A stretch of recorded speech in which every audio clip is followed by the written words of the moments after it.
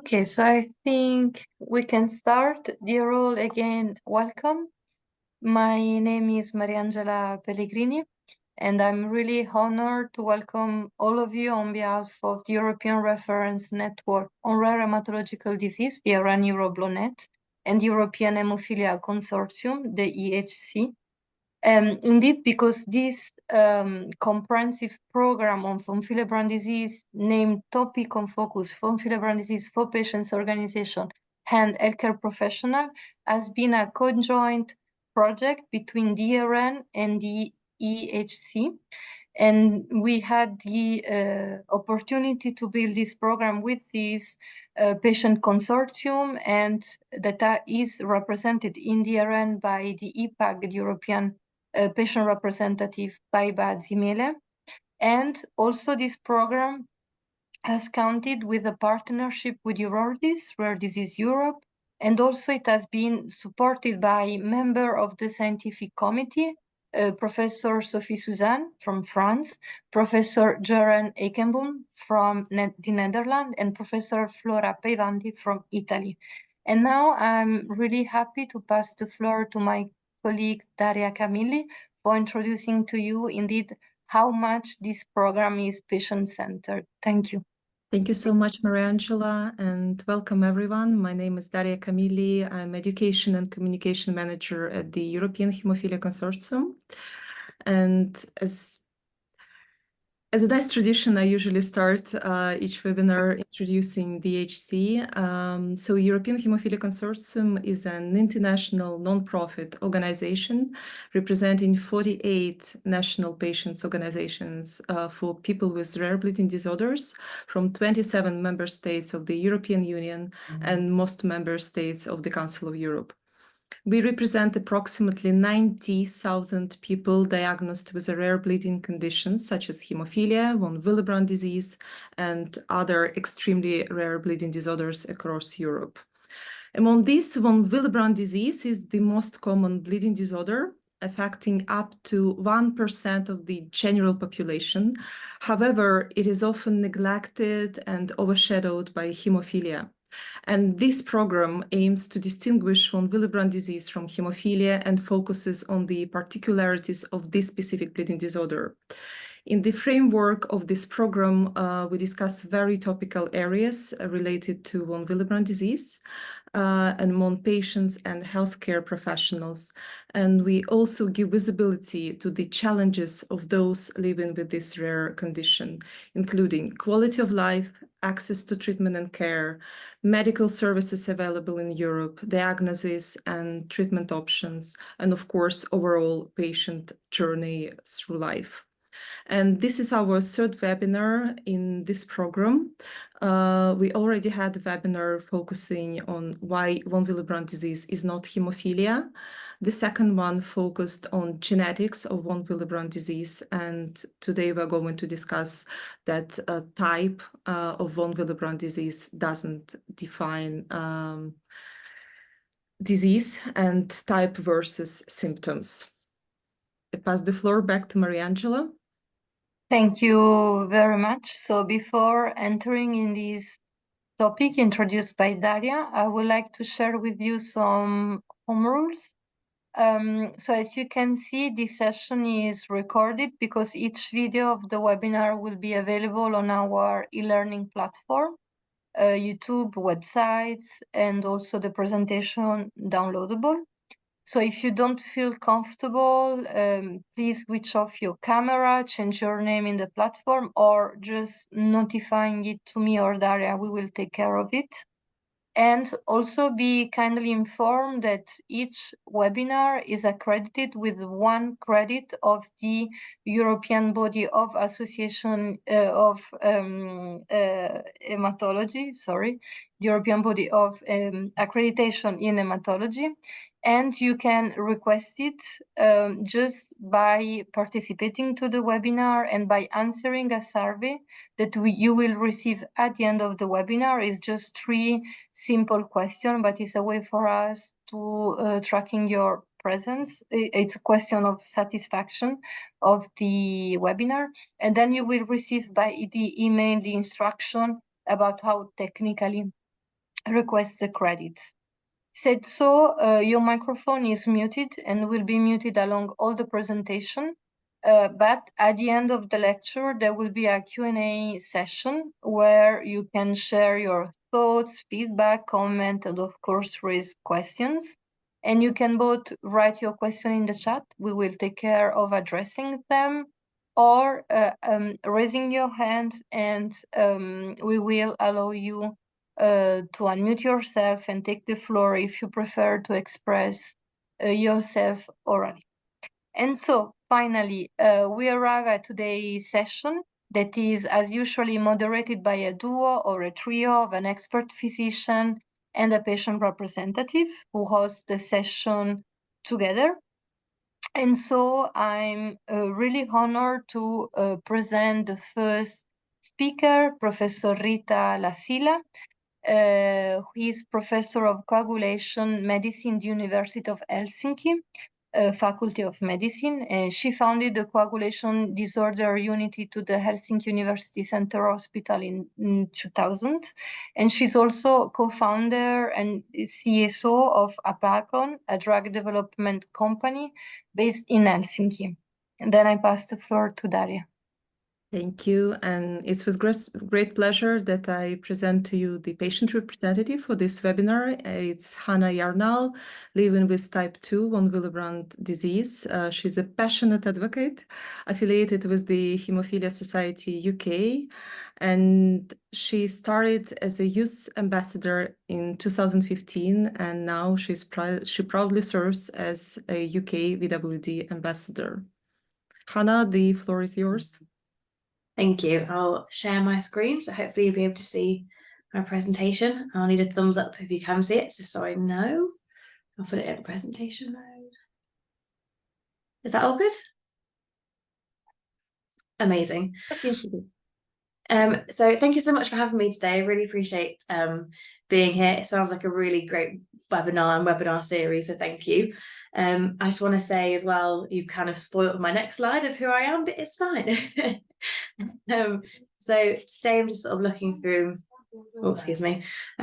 my sort of journey with VWD. So I'll skip to the introduction section here. So like Daria said, I'm Hanna. I am 30 and I'm living in Nottingham in the UK.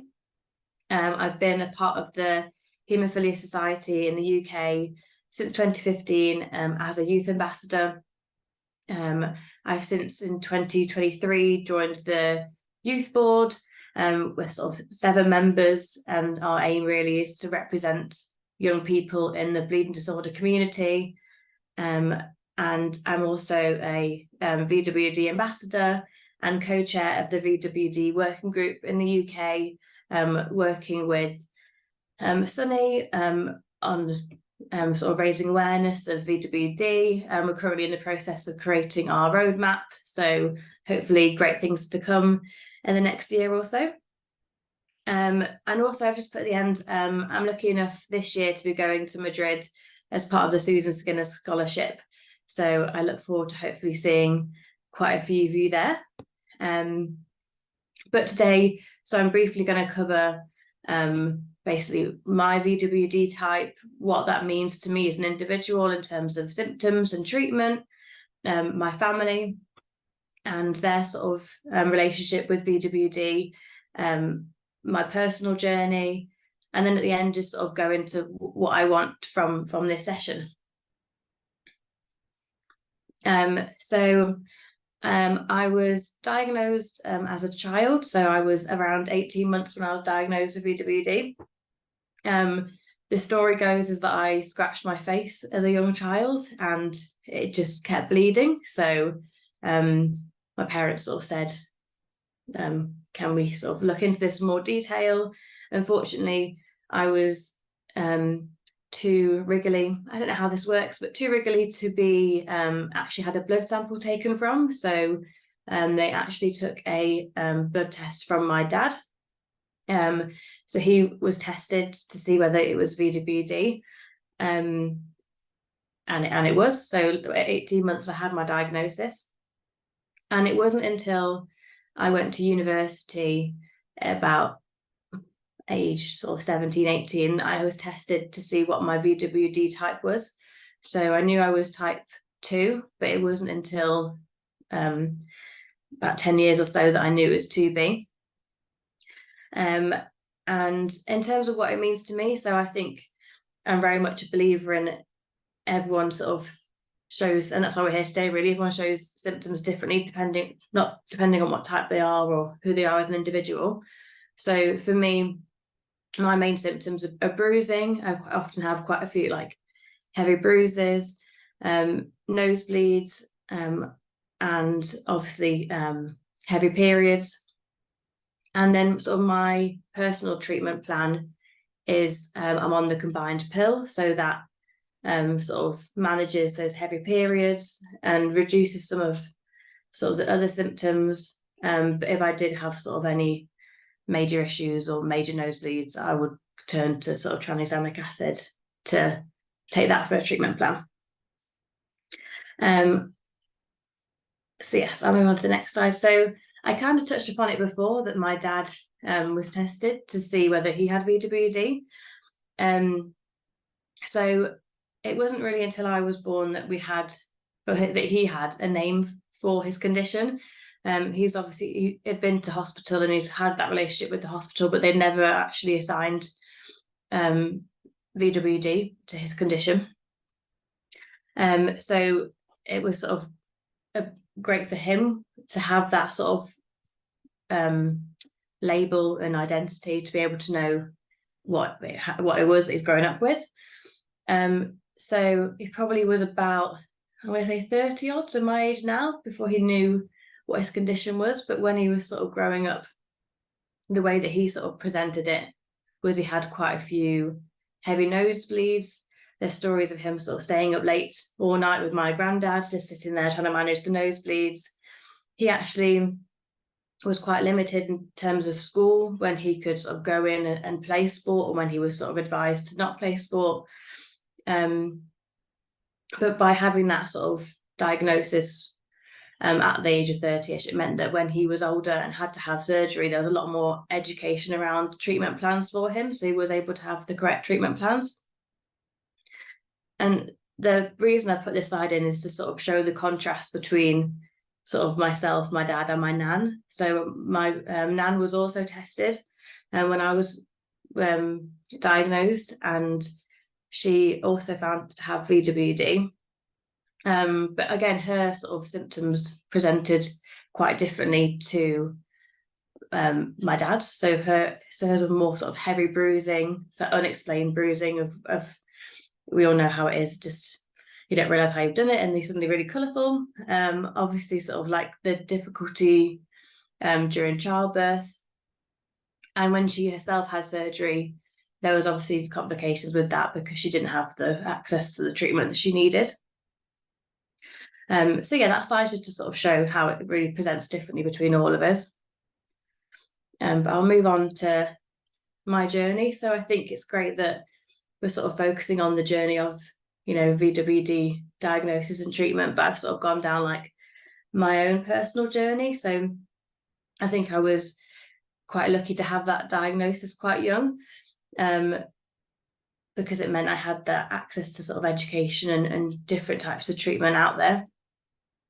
But obviously it came with the sort of both my parents were sort of new young parents, and it was a new condition they hadn't heard of. So it's that journey that we hear most parents go through of trying to understand the condition, but also educate others, because obviously I outwardly would have bruises and bumps and those frequent nosebleeds. It's how to sort of to live with that as a child, sort of thing, and live with that as young parents. So that's my sort of summary of childhood bit there. And obviously moving on to a teenager, so it's kind of just to sort of say that, to sort of illustrate how that my symptoms changed and that I was most focused on as I grew up, really, is the point of this slide. So obviously as I got into that teenage years, my relationship with my condition sort of evolved into more of the, you know, the puberty side of things and the the going on to having sort of those heavy periods. So I feel like at the time of being a teenager and not having much awareness and education around sort of the period side of things, there was quite a bit of anxiety around that. And I think it was very much like assumed it was one size fits all with that. So it was almost my personal journey of understanding what is normal for me and what is not normal for me, sort of thing. I think at the time I was on sort of tranexamic acid mainly to deal with the heavy periods, and that sort of worked in one sense, but obviously the side effects of having that was quite sort of stomach upset and just general discomfort. It was that journey of learning about what works best for me and what doesn't. So another bit just in terms of like my personal journey with my symptoms, I've done a sort of body image. So obviously as a teenager, no one likes to look different to their peers or stand out in any way. So very much like I had my relationship with my condition was, I again had those bruises. It's around how I learned to sort of normalize for that myself. I think it was a journey I probably kept going on until I was sort of more of an adult. I think as I was younger, it's very much sort of like learn how best to cover up and make sure that it wasn't sort of very visible to everyone else. And then also as a teenager, I had sort of an injury. I had like ended up being hospitalized. And again, sticking with the theme of really not being very well educated around my condition at the time. And almost again with the whole being a teenager and not wanting to stand out too much. I think I probably, and on top of that as well, being labelled with the condition being mild, I probably held off quite a bit before I sought for treatment. I think there was a period of time where I thought I could manage it myself, and then ended up getting into a situation where I delayed that support and ended up sort of making it worse overall. And again, just as I keep going on, like my relationship with my condition and the symptoms I'm experiencing changes as I grow older. So as a young adult, obviously it was looking into sort of like the general sort of anxiety around intercourse and understanding what's normal for me, what's not normal for me, which may not necessarily be easily accessible. It's not a conversation you probably want to have with your consultant or with your family. So it's almost that journey of finding out what is normal for me. And again, and then the next point I've said is around a career. So understanding again how my condition affected what my career options were. So what I was able to do and what I wasn't able to do, or what I thought I wasn't able to do and I can actually do. But yeah, I think the final point on that young adult one was attitude and normalization. So this is sort of the part of my journey where I think I had more of that interaction with my community. So I found a place really where I could sort of meet my peers and have those like safe, informal, sometimes funny conversations around the history, around the bumps and bruises as a child, which meant you may have accidentally got, into a few scrapes, or around those embarrassing period stories that made you feel like you're going to sink into a hole at the time, but now you can look back on and say, actually, you guys were all in the same situation as me. So it was great that now, at the young adult stage, I was able to find that normalization around the whole condition. And then I'm going to place myself as adult now. So like I said, I've just turned 30. So as my adult phase, my relationship with my condition is very much around sort of like family planning. So obviously, again, it's great because I've got a community around me of other women who have, been through the same sort of situations, and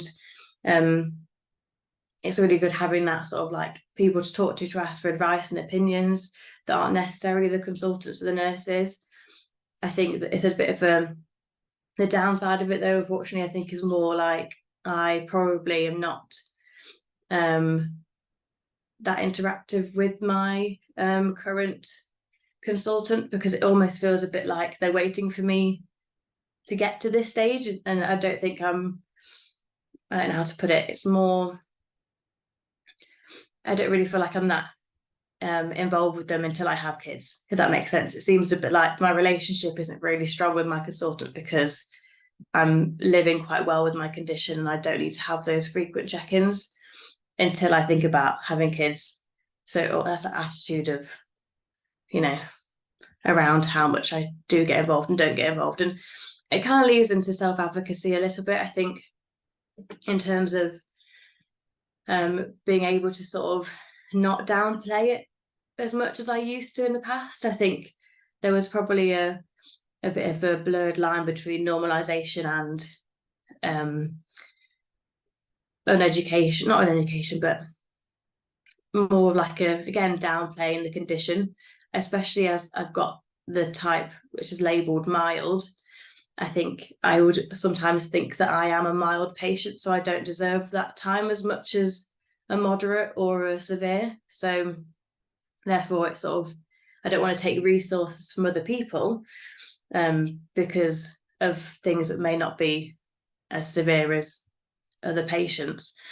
But I think it's only now sort of that I'm understanding that my needs are as important as anyone else's, and it's better to sort of speak up about those and speak up about those concerns with my consultant or with my peers, rather than being in a situation where I was as a teenager that I left it a while without the treatment I needed. So very much in the sort of self-advocacy journey, and it was sort of this year that I, you know, went out and made sure I had the correct blood ID card, which I now carry around with me, have my medical alert bracelet to very much be prepared in case of emergencies, and sort of again just get involved in the patient advocacy work with the society, which has been great.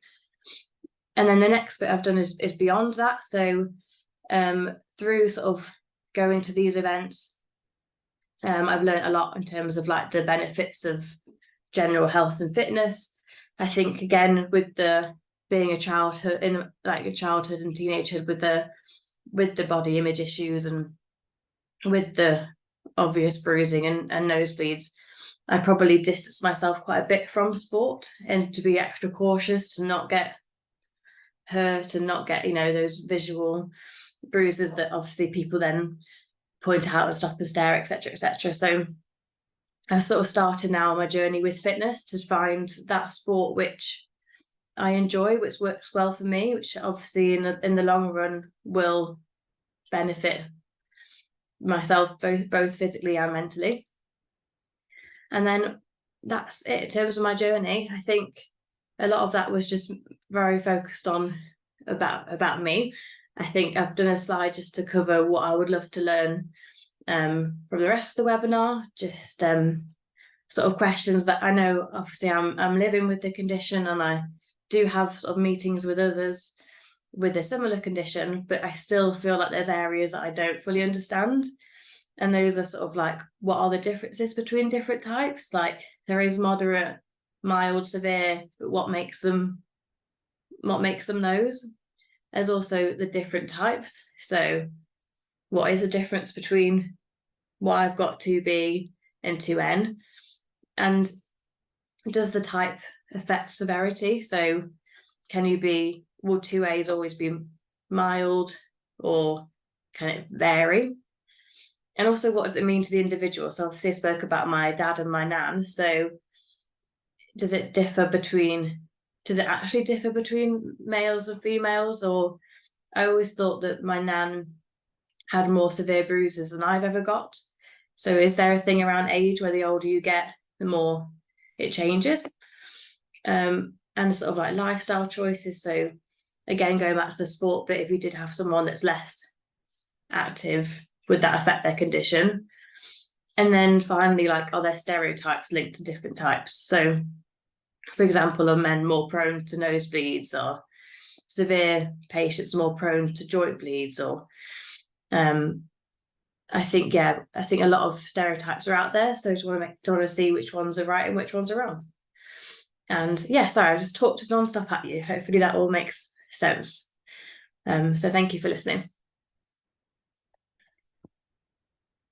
Thank you so much, Hannah. You're receiving a lot of support from the audience already.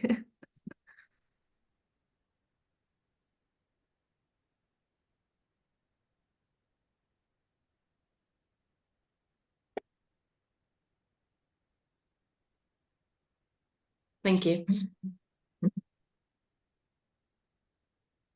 So it's probably best if I hand over to Riitta to hopefully answer most of those questions. No pressure. Well, thank you, Hannah, for your great presentation and introduction. And also I appreciate this chance to discuss this disease with you.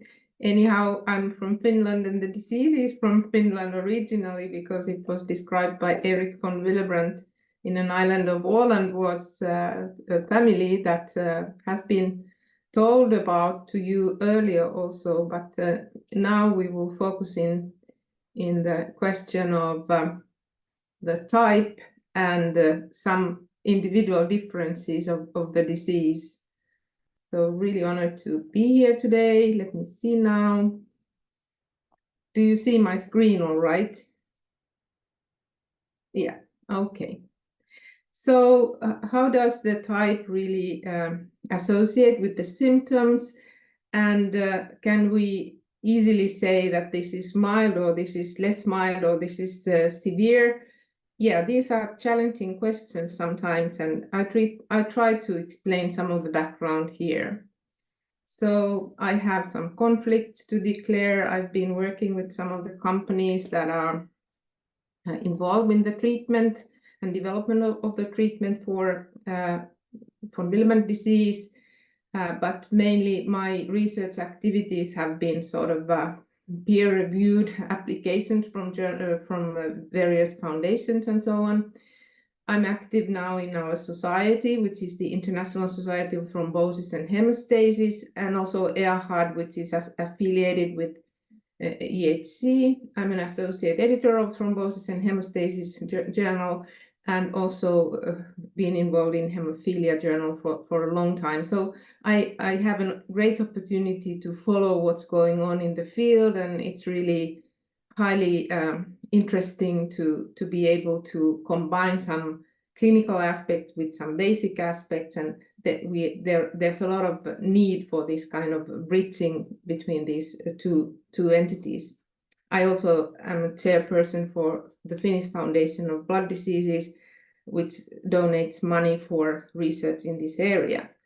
So thank you very much for this invitation and giving me these objectives, which partially will hopefully answer to Hannah, and if not, we should continue discussing afterwards.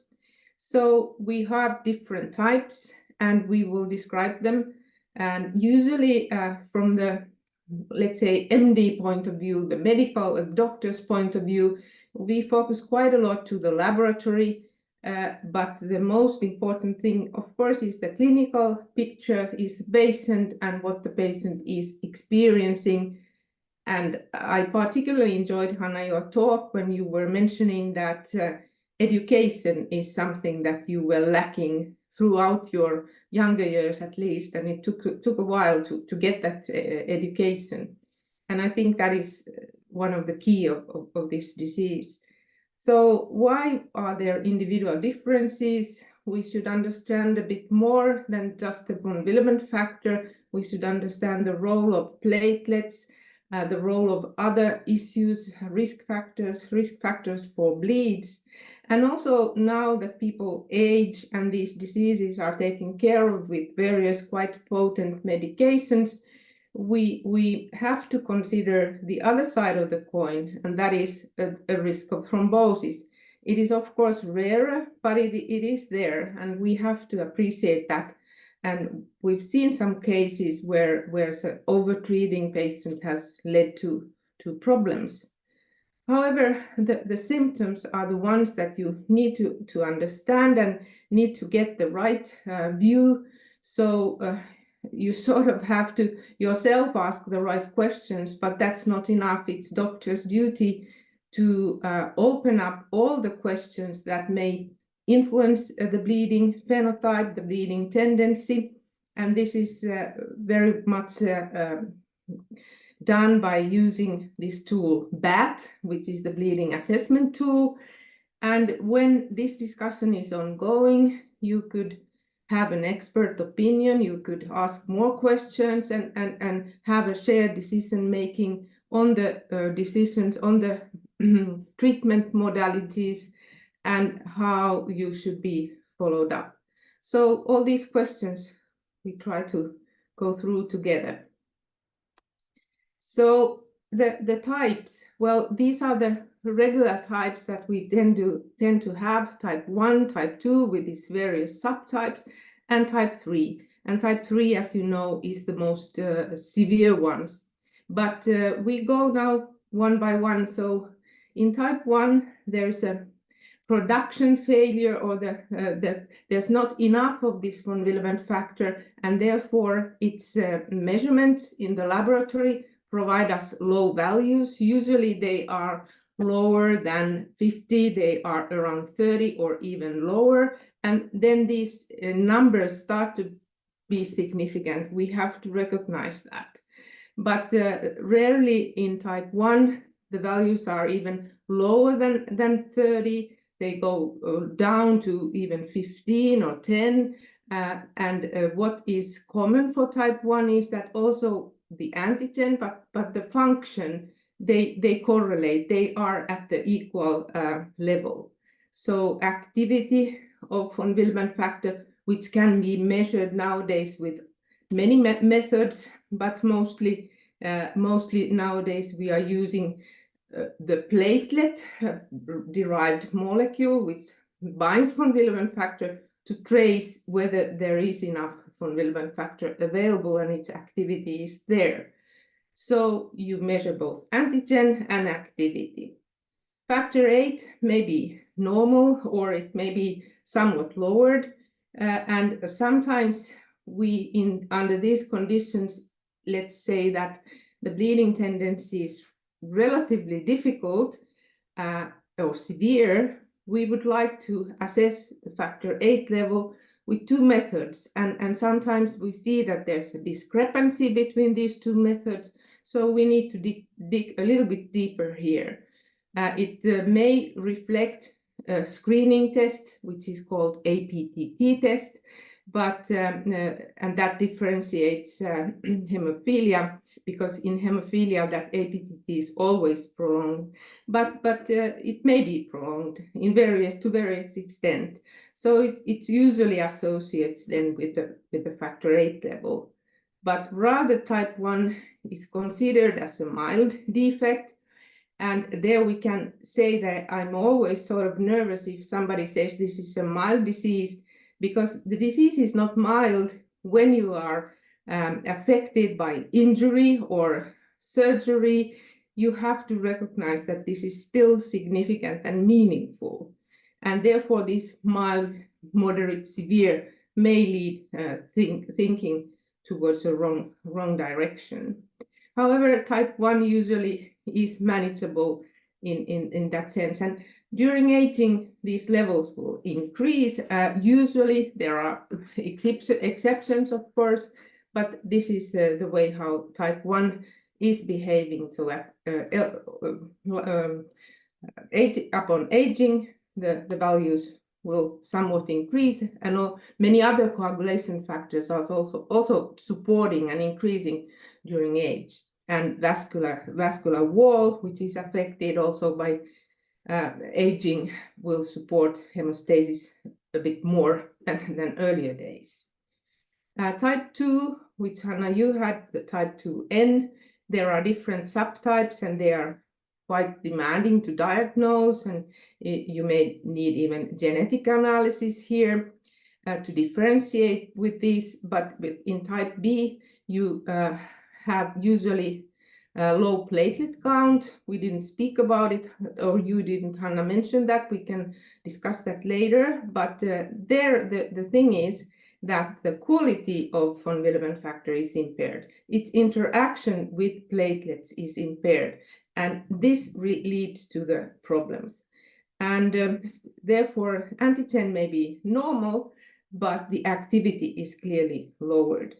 And the ratio between this antigen and activity is actually not above, it should be lower. So it's there's more antigen than use. This is the usual ratio that they are above, they're all about 1, the similar levels, but in this disease activity is severely lower than von Willebrand factor antigen. And factor 8 levels may vary according to these very specific subtypes. And finally, type 3, which is considered the most severe one, is causing a lack of von Willebrand factor in all compartments. Von Willebrand factor is present in platelets, in vascular wall, and in plasma. And in all those sites, it's missing. And therefore, this usually leads to more severe phenotype, more severe tendency to bleed. However, we have about 10 to 15% of patients with type 3 that do not bleed so much, which is surprising to us. And it still gives us a point that there are other mechanisms that can support the primary hemostasis. In this, practically all factors are low, and you cannot even measure these levels. So these are the traditional types. There's also one other type that is a platelet type von Willebrand disease. It's sort of related to type 2B. And there the defect is actually on the platelet side, not in the von Willebrand factor side, but that is quite rarely recognized or is not paid too much attention, I think, which one should do probably more. Anyhow, the contribution of platelets in this story is very important. So like I mentioned already, factor 8 together with von Willebrand factor circulates in plasma, and they need to be binding to each other. And in one subtype 2N, the binding to factor or factor 8 binding to von Willebrand factor is severely deficient, and this leads to the problems. However, as I mentioned, it's not only plasma, it's in vascular wall, in circulation together with plasma, and it is released when an endothelial cell gets activated, von Willebrand factor is released. And this is also what desmopressin DDAVP does when you get that into your body, either subcutaneously, intravenously, or even intranasally, although it's now not very easy to get right now. It should be coming later this year back to market. There's some problems in the distribution or manufacturing at the moment. However, von Willebrand factor is released, and therefore we get improvement of this hemostasis initially. And yes, platelets also contain von Willebrand factor, and this is very critical. So if there is a certain genetic makeup, then the von Willebrand factor role may be different or deficient. But for instance, in type 3, this is quite low. But platelets can bind via some other receptors. They are supported by a collagen receptor, for instance. So therefore, for some primary adhesion may occur, and it may, in the other types that are considered less severe, be quite active. Von Willebrand factor binds to collagen and to glycoprotein 1b on a platelet, and also furthermore to another receptor, glycoprotein 2b3a. So there are 2 platelet receptors binding to von Willebrand factor and taking care of its business. And sometimes smaller doses or smaller concentrations of von Willebrand factor may help here.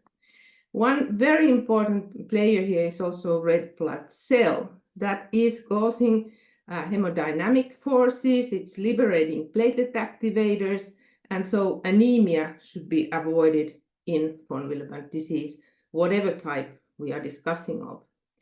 Well, this factor 8 then takes part here when von Willebrand factor has bound to platelet, then factor 8 is released, activated by coagulation cascade, which occurs, and stabilizes the clot upon fibrin. And finally, fibrinolysis will be triggered soon when fibrin is formed.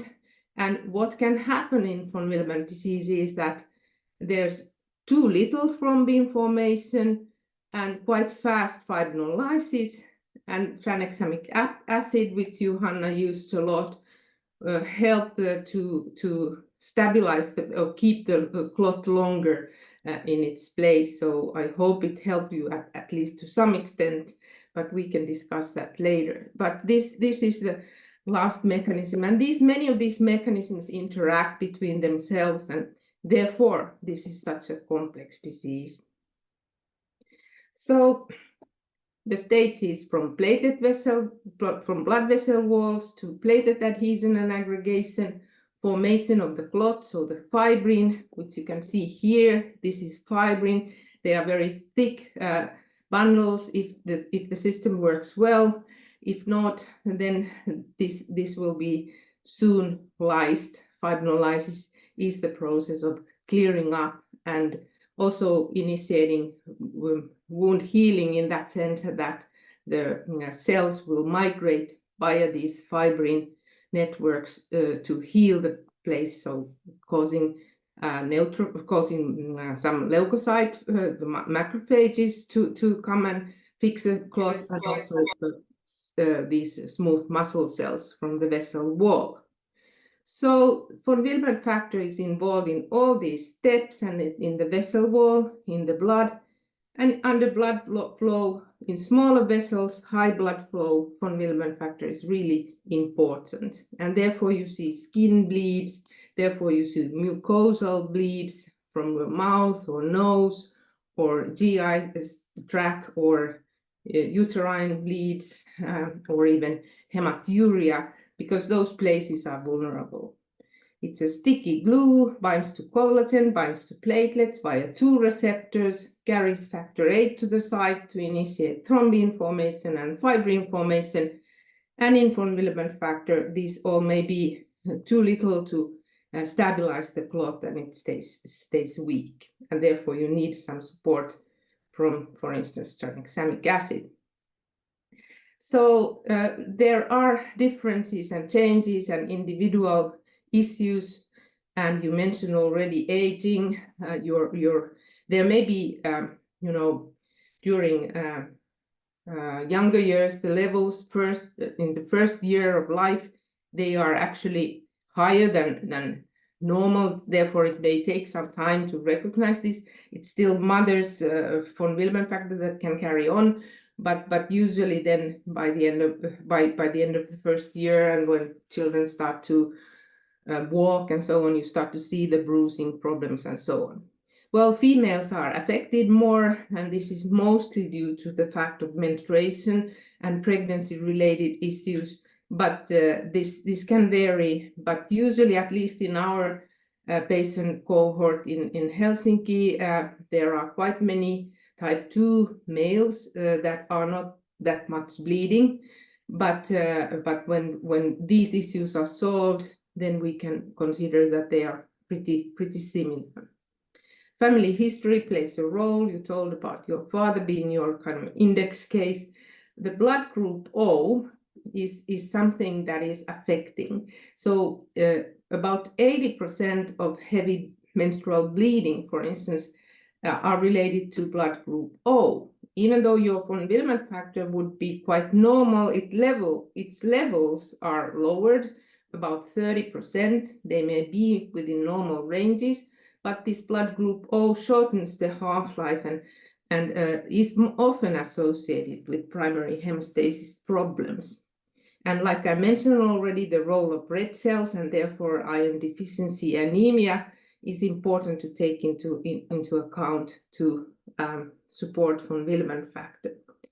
If your platelet count is low, which may happen in type 2b, then you have your von Willebrand factor reaction with platelet is aberrant, and that may lead to platelet reduction. And then when somewhere a bleed occurs, there's no platelets available to rapidly start the reaction so fast. So And there may be some platelet function disorders that can contribute.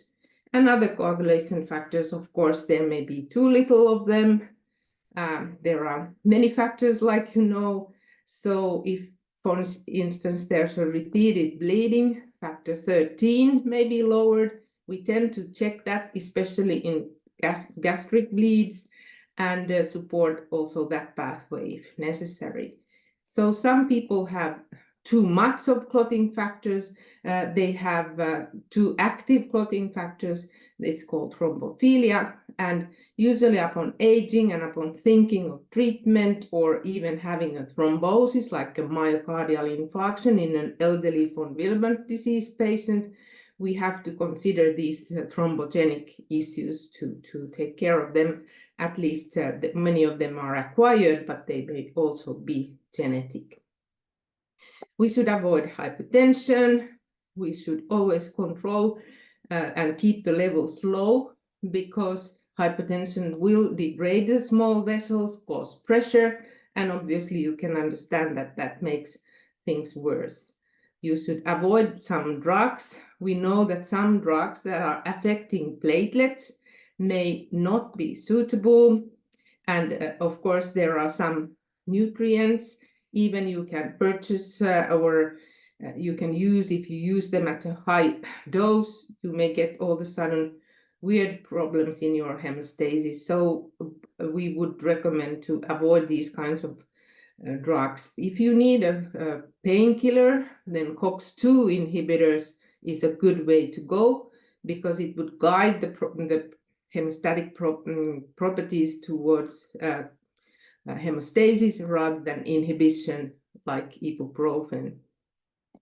There may be some other diseases which need to be excluded. They may be endocrinological. They may affect your liver or kidney. Those need to be watched out while people are aging. Everybody needs to know these diseases in internal medicine. So if you are not feeling well, these issues should be kept in mind. And I was glad you mentioned, Hanna, your fitness training. Obesity is a stress for muscles and joints and even your cardiovascular system. So good for you and your muscle strength as well. And finally, there may be local tissue problems which can cause worsening of the bleeding tendency. And of course, these need to be treated. So we should know what are the challenges that the patient has met and how they have been managed and how they have been cured, either spontaneously or after only some procedures. So in kids, the primary hemostasis is not yet tested early on, but of course it will be tested when the kid starts to move. And there also I found once a case that had bled quite a lot from just a simple venipuncture and caused a problem for healing in that child. And then the diagnosis was obvious. We can measure those levels because if it's an urgent situation, I mentioned that the values may be high initially, but they can be lower. They can be low, and if we detect low levels in kids, this should be taken seriously in association with trauma or urgent hemostatic issues, like brain bleed, which sometimes occurs, unfortunately. During tonsillectomy, it is common to bleed. It may be just normal because many times these kids do not have so low von Willebrand factor, but it may be a bacteria that is locally destroying the tissue there and causing the heavy bleed. But these may be difficult situations and need to be taken into consideration, especially if there is a diagnosis already. So note the risk factors for bleeds, so too little clotting or also too much of clotting. And these include hyperlipidemia, overweight, diabetes. These basic diseases but also this mentioned thrombophilia in some cases. So bleeding tendency is individual, but it becomes pathological if it's from multiple sites. If it leads to anemia, and like said, it varies by age and the comorbidities. And questions to you: when and how does any bleed when it starts? When does it stop? How does it stop? Do you need a treatment to stop it? And if you get the treatment, will it work? And we know that, for instance, desmopressin, which is usually used in the milder disease forms, type 1 at least. In type 2, it may not work since the von Willebrand factor that is coming out from endothelial cells is dysfunctional, it's not working, and it's not recommended in type 2b because it may enhance this platelet capture of von Willebrand factor. And therefore, we don't use it there. Have one even needed blood transfusion to take care of the bleeding incidents? I always ask the question, what is the worst bleed you've ever encountered? And of course, your family history is needed here, certainly as well. So tranexamic acid was mentioned already, mostly useful. And how have your surgical or interventions gone? Sometimes the diagnosis is gained only after a certain surgical procedure or tooth extraction, etc. And finally, there is an opportunity of having inhibitors against von Willebrand factor or factor 8 for that matter, but they are very rare, but they are possible. In our environment, we had actually 3 patients with antibodies against von Willebrand factor after their treatment with von Willebrand factor. So we need to recognize that. And now we have new treatments, hopefully, which can enter the field. But this is all early days, but also emicizumab, which is now developed for factor 8 deficiency, may help in von Willebrand and factor deficiency, and this has been tested in some of these very problematic patients.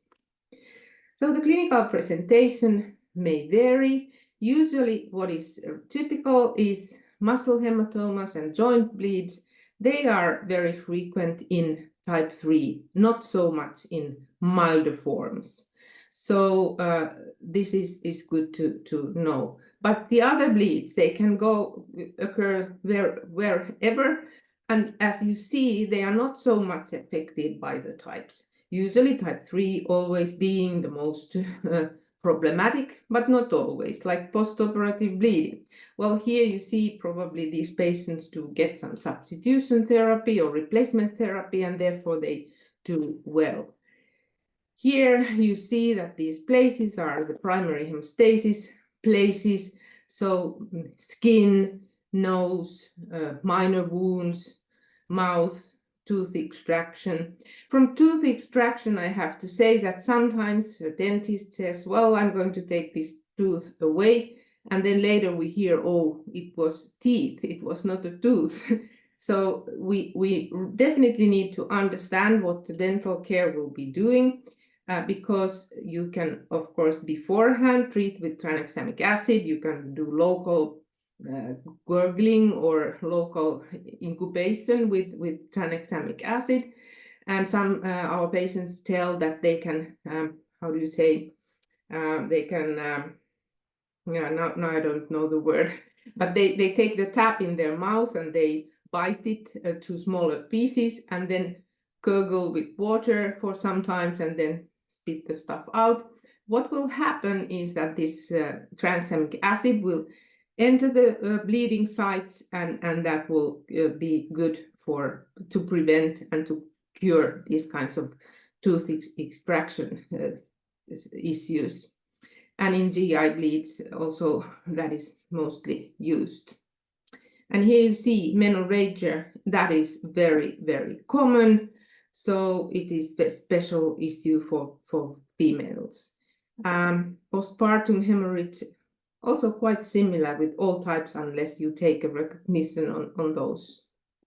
CNS bleeding, so brain bleeds, very rare, and that is a very good thing.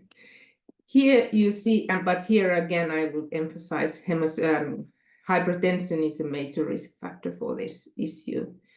Here, there's variance, and what defines type 3 is that it has more problems in the big joints and muscles than other types. So finally, how to diagnose, how to use the bleeding assessment tool.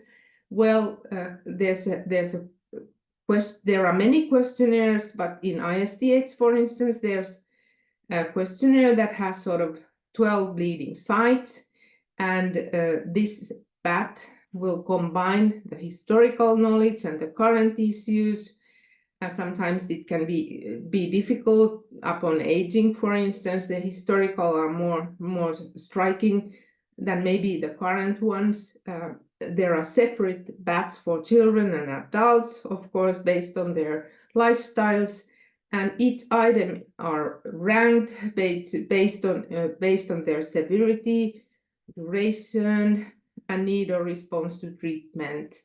And these BAT scores are lower for men than for females, which is due to this fact of postpartum and menorrhagia or heavy menstrual bleeds. They can occur also without von Willebrand factor deficiency, in platelet defects, and sometimes in uterine or other issues. In kids, more than 2, let's say, sites are making the bleeding abnormal. So these BATs recognize all the sites that could be affected, and the more sites you have, the more points you gain. And also depending on the bleeding after hemostatic challenges such as tooth extraction, surgery, or postpartum issues. And well, I would add trauma here as well. So this is a nice paper by Canadian colleagues who have published this quite recently. So it's easy to capture and discuss with the patient showing these figures. So, like said, many sites of bleeds. I took the issue of menorrhagia here because it is an issue for women. Severity is individual, not directly referred to type as explained, but overall evaluation using these BATs and common sense are important. Why I put common sense here is sometimes that in a family history, people are quite affected by some blood, and we tend to really ask carefully, how does the bleeding, when did the bleeding occur? And sometimes we find in surgical cases, for instance, that there was an accident, that there was an arterial bleed, and it's not a bleed that is family history in that sense. But often, of course, this gives us a lot of good insight. And in menorrhagia, the points from 1 to 4 come from this. If the first one is little impact, let's say, so there's not so much affection, although this is also already frequent, since normal is about every 4 hours. You still consider normal, changing the BATs. And then time off from school or requiring treatment, hormonal action, and iron therapy. So anemia, making the bleeds, if they make you anemic, then this is severe and needs to be managed. And that is underrated in several patient cases.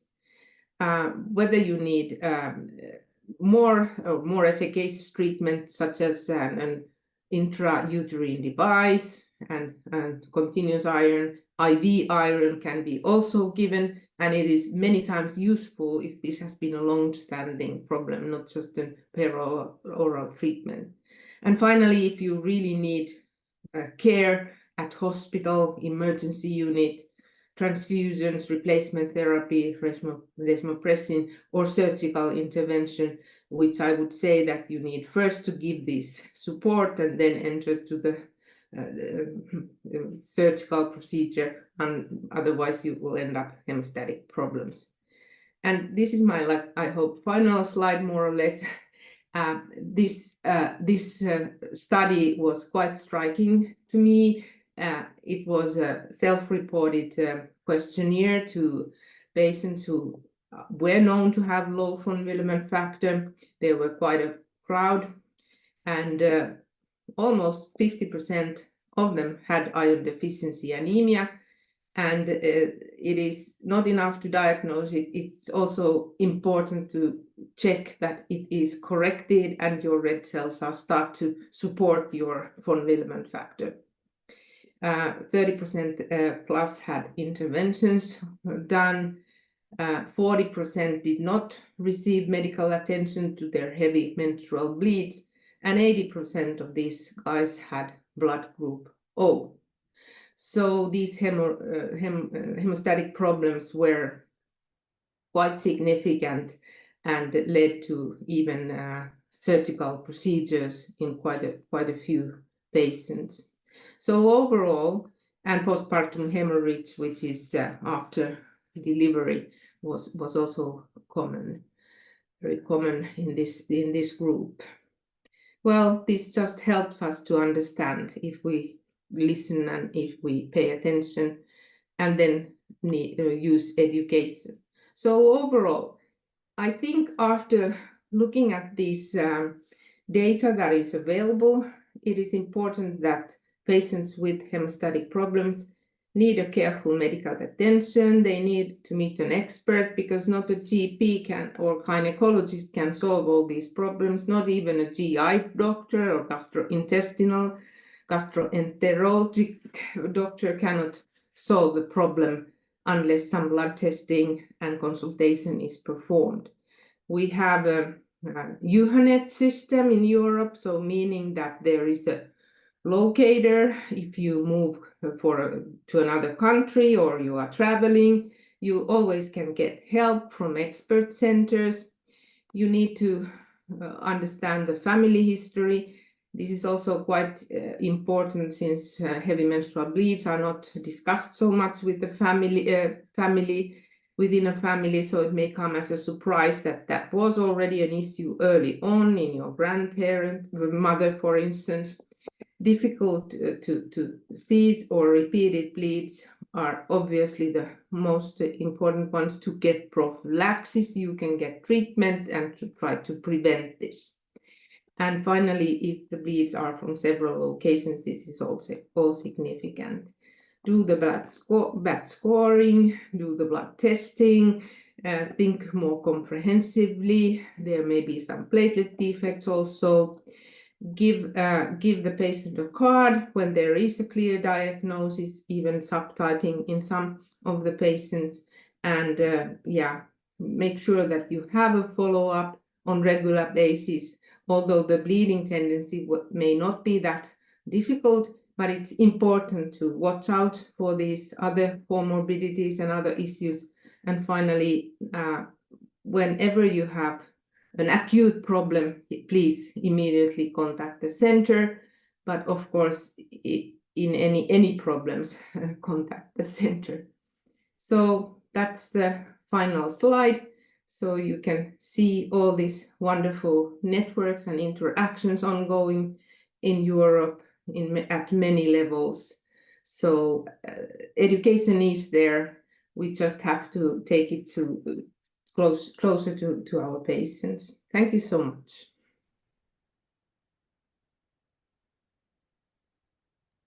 Is it worth me putting my questions back up again to have a look through? Yes, that's a good idea. I will pop them. So that was a lot of information. Thank you, Riitta. It's really interesting.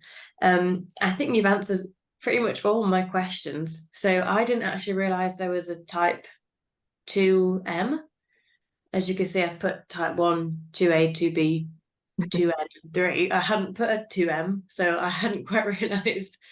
I think one question I still have is around that mild, moderate, severe. So how you mentioned that it was very much depending on the individual rather than the type. So how would you use the BAT score to figure out if the individual is mild, moderate, or severe? Yes, that's what we would do, because that would at least characterize the different situations where the bleeding has occurred. And like I said, you know, even though you may get diagnosis of a mild disease, that may implicate that you don't need a prophylactic treatment, or you may need it just transiently. But I think it's important to try to somehow characterize it. But I would, sometimes people put that type 1 is mild, or type 2 is moderate, and type 3 is severe. And that is indeed not the case, because there is a lot of variability. Even type 3, which is such a severe one, is sometimes not that problematic. So you wonder why, and therefore there are these other mechanisms that may support or help or take over, or vice versa. You may be quite mild in your lab testing, and yet you bleed quite significantly in all these sites that were discussed. So yeah, so the BAT helps, but it's not like, you know, 100% dictative. So why should we so much categorize the disease? I don't really know. From various types, it's important to understand where to whom offer genetic counseling, or to whom to offer really prophylaxis. But most is taken by the patient's individual responses to various situations or spontaneous bleeds. And you kind of mentioned as well that it changes over age as you get older. How often should people be checking their levels? Because don't. That is actually a very good question. So in the elderly population, we actually did a study a couple of years ago in our center. There was an historical diagnosis in some people, and yet they had very modest bleeding, or they did not have bleeding. Let's say they had less than mild phenotype. So some of them had been.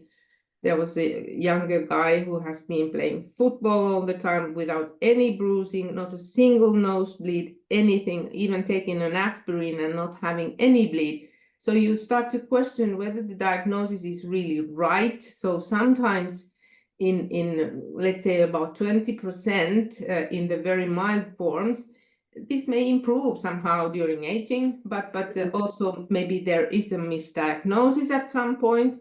So it's good to anyway to confirm the diagnosis. And when the patient becomes older and gets these cardiovascular issues, then it's very important to check the levels. It's important if you are planning some type of a surgery or tooth or teeth extraction. I think this is very important that we note that in advance and give support beforehand. So I think the most severe bleeders, they come twice a year, even sometimes 3 times a year to our center if they have an inhibitor or something special.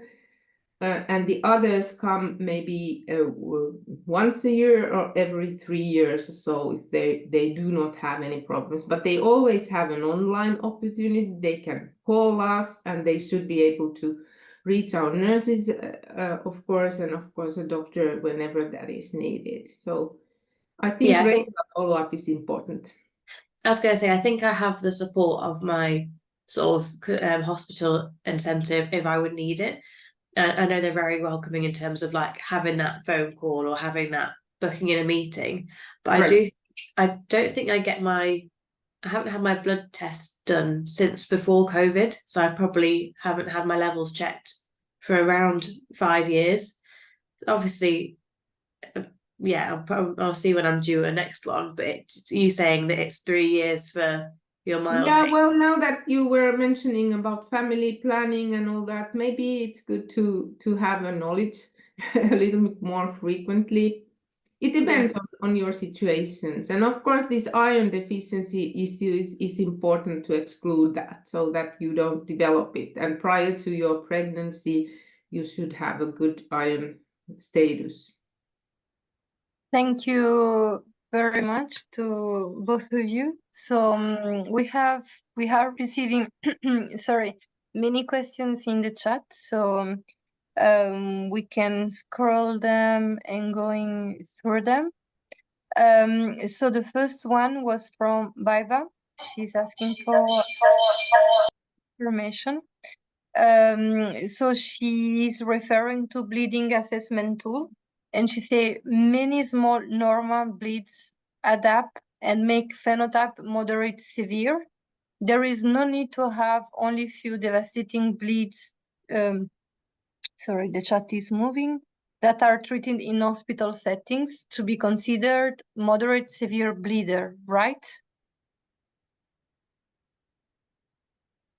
I need to read it one more time. So there be in that many small normal bleeds, well, meaning that they do have 0, 1 point, just a modest score, and make, if you combine them together, then you may be considered as moderate or severe. But there's no need to have only few devastating bleeds that are treated in hospital settings to be considered. Well, you know, the highest score, the 4, I mean, that is usually a bit of a special occasion. So there may be a trauma, or there may be something else, or these GI bleeds that tend to reoccur and so on.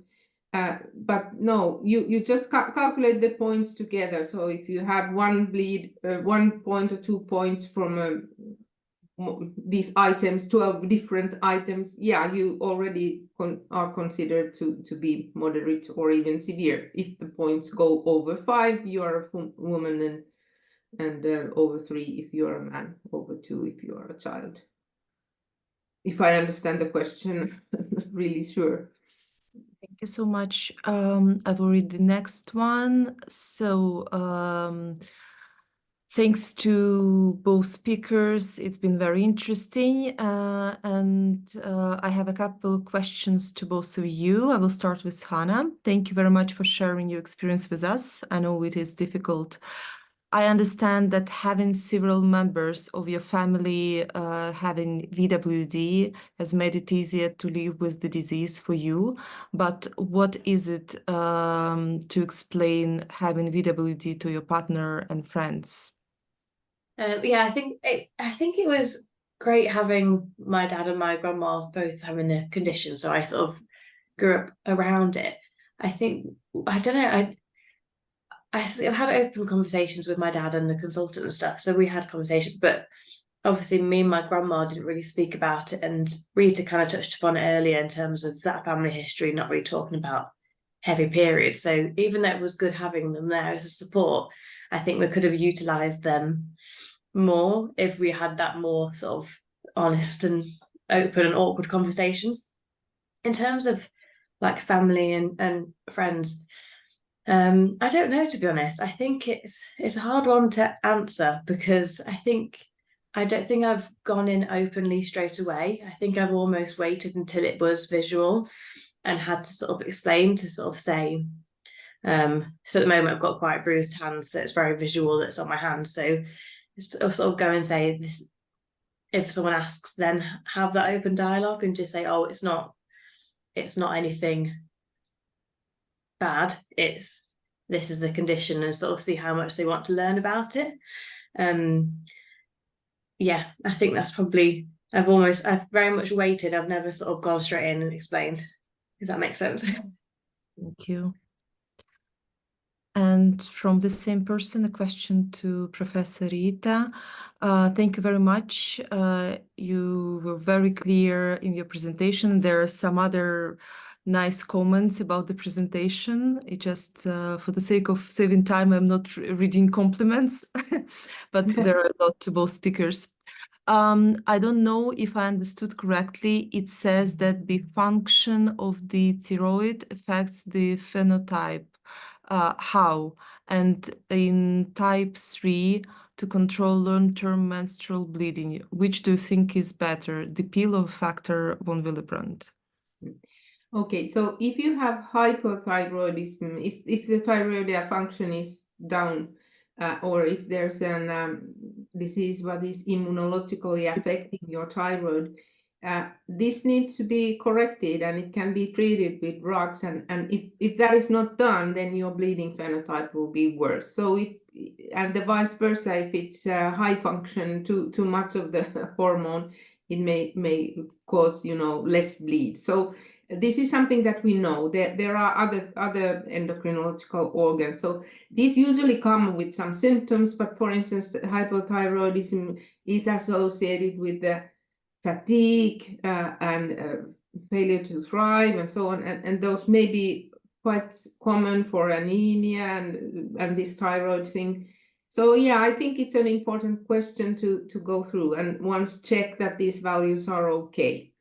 And in type 3, well, there's a good way to control during the periods, then take some factor. So if you are really having problematic bleeds, I would take the factor or recommend it, especially if you have other sites of bleeds as well. However, the pill or intrauterine device may be very helpful. So it's again individual issue. And I wouldn't say which one is better. I could say that both can be there, even if needed. But in type 3s, usually it is not enough with DDAVP and tranexamic acid alone, while in type 1, it usually is enough. But I don't know, Hanna, you mentioned that you had some side effects, stomach discomfort, or didn't feel well with tranexamic acid, but you took it bravely all. Yeah, I think it's because I probably started it when I was around 14, so they were quite large tablets, and it was sort of like 2 a day, no, 2-3 times a day. Yeah, 2 a day, so, 3 times, yes, 2 times. Yeah, so I think it was a lot to take that many because they were quite big as well when I was young, but I think it was also I think I just said yes to it because it was the treatment option available. I don't think I asked any more questions, and it wasn't until I sort of chose to go on to the combined hormone pill anyway that I noticed that my periods were a lot lighter. So it was, I suppose it goes back to that education piece of, yeah, it's difficult because I probably would have chosen the hormones first, but I wasn't ready for that at 13. Yeah, it's understandable. Yeah. Thank you. So I take the next question about diagnosis. Is there an opportunity for suspected patients with von Willebrand disease to get diagnosis abroad when facilities are not present at national level for European country and non-European country? Well, So- at least I've understood that in Europe this shouldn't be an issue, so you can get your diagnosis also from another place than in at national levels. But I was referring to this EUHAS, this the EUHANET, so this center, so you can really locate the centers all around. They may be in your country as well. You don't probably always know which one would be we call them CCC centers, so they have the comprehensive care, which means 24/7 diagnosis, both lab and clinic. So those centers are obviously the place where this can be done in your own country or in your neighboring country. I don't know in non-EU countries what this would then mean, but definitely if we get a patient that is bleeding and comes from wherever, we will diagnose that at an emergency for sure. But obviously different countries have different policies in their reimbursement and so on and so forth. But it should be, of course, considered. Yeah, but you can always get help from these patient organizations, contacting them. World Federation of Haemophilia is also there, so they will certainly assist you where to get the diagnosis. Thank you very much. Indeed, this is a message we also delivered in the past webinars. So, as said, of course, both ERN and also the European Haemophilia Consortium called ASSIST, because indeed, at least for Europe, for European member states, so for European Union, we have both a true tool for accessing care abroad within a member states of the European Union. That is the Social Security Regulation, the assurance health card we have in Europe, the TEAM card, the so-called TEAM card, and also the Directive of Cross-Border Health. Those are quite complex and in each case needs to be tackled. But by the way, depending on the reason of being abroad and of the kind of assistance needed, you can use one or the other tool, so the regulation and the directive. For diagnosis abroad, where the diagnosis service is not available at national level, if it is considered a standard of care, it should be reimbursed abroad, and so you can access to the care abroad. If the cost of the diagnosis is not high, you can go with a direct reimbursement. If it is high, quite high, there are standards and limits to consider. Like if it requires the diagnosis 1 night of hospitalization, you can access it, but you need to first ask authorization. So it's complicated to be explained, but please contact both ERN or the European Haemophilia Consortium and we will assist you. Thank you. And thank you for supplementing this knowledge. That was very important. Thank you very much. So, yes, Daria, please. Yes, and just to mention, yeah, indeed, it's the question that we receive at during each webinar. So obviously, it's something that probably at all levels we need to make sure that people are aware that there is this possibility for cross-border healthcare. And another question: in my family, type 2M, I have the lowest number of factors, VWD14, activity below 15%, factor 8, 11. But other family members with VWD bleed more often or their severity is higher. How is it possible? Well, I tried to a little bit tackle that in my first couple of slides of the pathophysiology or the platelets and the environment where they work. I would love to study this blood in more details. I would think that the platelets probably are able to somehow circumvent these low numbers. We do see these kinds of numbers or even lower in type 3s. At least in our center, we have 12 patients with type 3, and 4 of them do not bleed as much as I would anticipate just looking at their numbers. So we studied some of them, and we found that their platelets were able to somehow supplement the need. But there are receptors also in a vascular wall where platelets will bind, even without, the von Willebrand factor. So laminin recognizes the same receptors as collagen and von Willebrand factor even. So some of these molecules are clever enough to support. I would be curious in knowing whether you would have blood group O in your family members and you not, or what, but it would be many questions to discuss and solve. But it looks very good. Also hyperlipidemia, so very high levels of LDL cholesterol and triglycerides.